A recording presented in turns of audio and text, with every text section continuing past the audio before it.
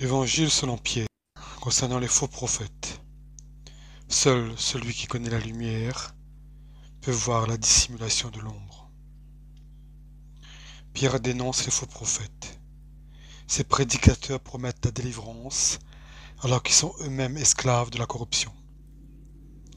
Ils attirent des foules, ils veulent une spiritualité confortable. Le jour du jugement, le jour du Seigneur viendra. Le jour du Seigneur viendra comme un voleur. Chaque personne récoltera le fruit selon sa réponse à l'appel divin. Les conseils de Pierre. Embrasser la totalité des Écritures sans filtre, sans coupure, avec révérence et disponibilité à obéir. Grandir dans la grâce, c'est grandir de l'intérieur vers l'extérieur. Grandir dans la connaissance, c'est approfondir dans la vérité qui libère. Vivre les pieds sur terre et le cœur dans l'avenir. La révélation de Dieu est unique, cohésive et complémentaire. Les attitudes des faux prophètes. Leur parole est légère, mais destructrice. Ils promettent la délivrance, alors qu'ils sont esclaves de la corruption.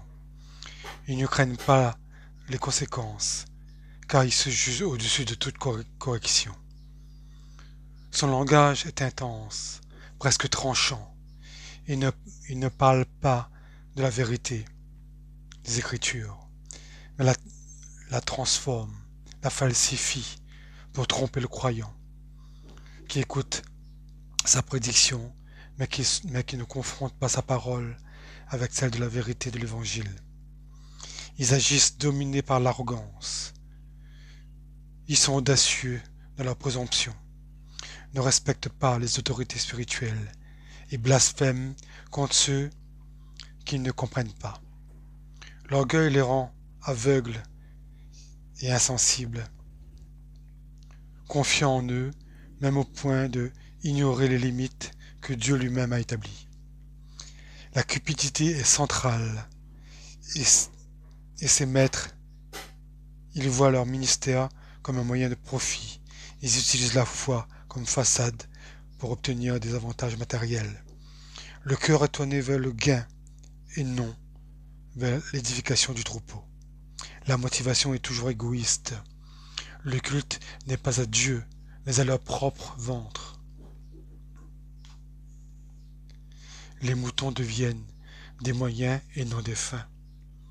Ils sont manipulés et souvent exploités et laissés à la marge lorsqu'ils ne sont plus utiles.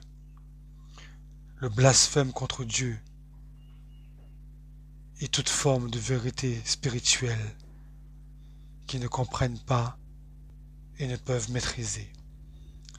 Ils parlent de manière irrespectueuse sur des thèmes sacrés, se moquent de la sainteté, ils réduisent à l'autosatisfaction et l'autoglorification.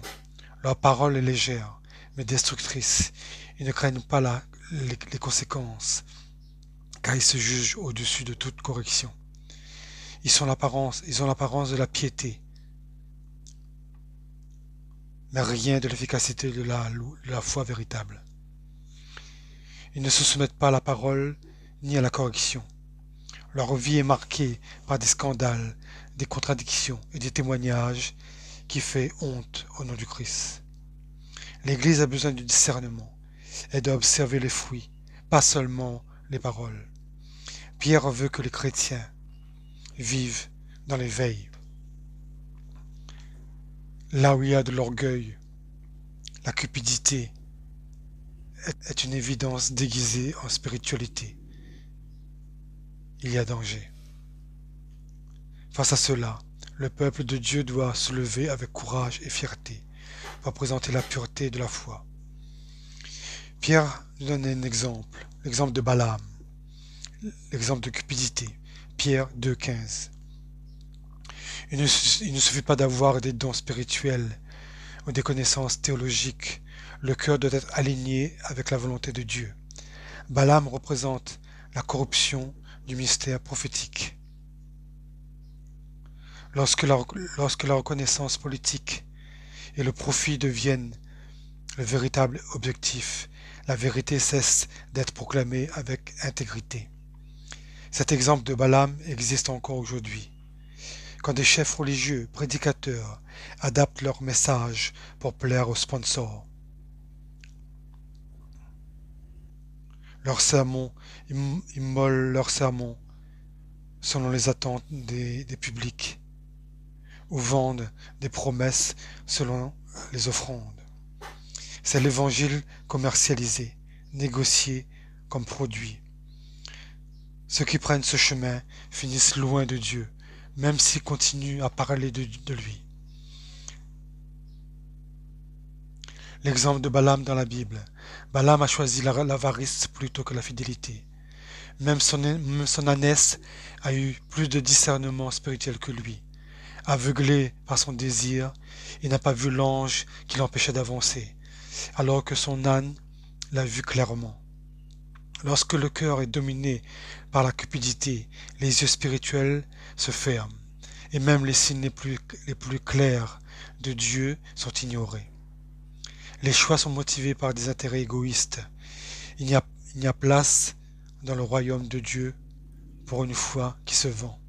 Il n'y a pas de place dans le royaume de Dieu pour une foi qui se vend.